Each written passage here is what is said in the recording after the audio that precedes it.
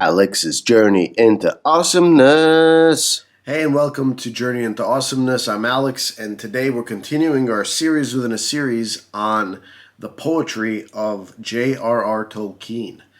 Today we're continuing with a version of what's called The Road Goes Ever On, and it actually had several versions of it. We're going to be talking about the one from The Hobbit today, which is the longest version.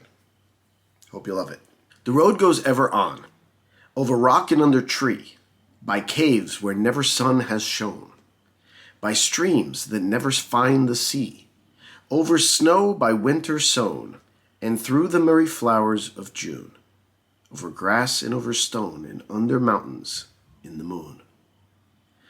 Roads go ever on under the clouds and under star, yet feet that wandered have gone, turn at last to home afar.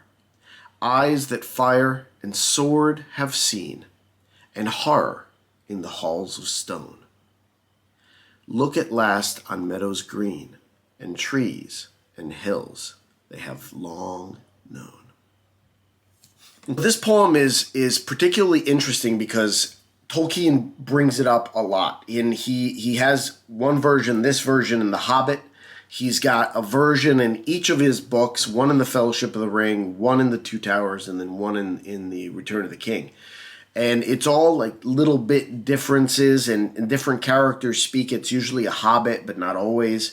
In fact, in the New Line version of the Lord of the Rings, the 2001 version, Gandalf comes in the first time we see him singing a version of this exact song.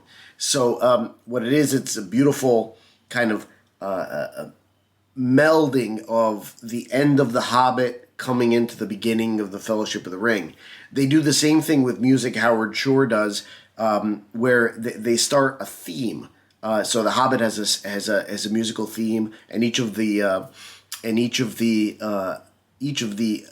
subsequent novels turned into movies have their own themes, and they're all particularly different, and they each, at the beginning of the next episode, there's the trailing off of the previous theme and then kind of blending in and beautifully dovetailing in with the next musical element. So that is an awesome thing where they basically take this road coming back, but the road is actually the musical element that brings in. So it's the path of the music as it winds from the old music blending into the new music. So that's a beautiful segue to talk about the law of attraction, because the law of attraction is like music. It's beautiful. It's sublime.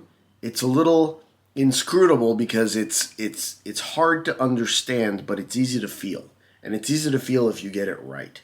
So like a beautiful piece of music that you listen to and can appreciate, and you can't put your finger on it and say, oh, that's how you play that necessarily. Maybe if you're a musician you can, but everybody can appreciate it. Everybody can have access to the appreciation and to be able to follow along with music, even if you're not trained.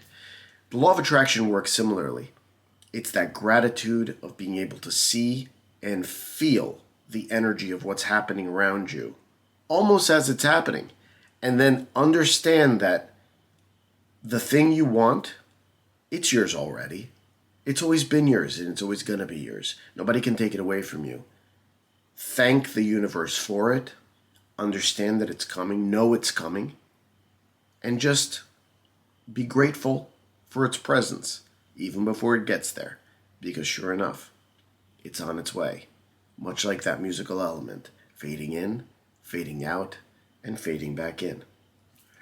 So I hope you enjoyed this poem today, and stick with me during this series. It's going to be a lot of fun and very interesting as we delve deeper into the world of Tolkien. Until next time, see ya.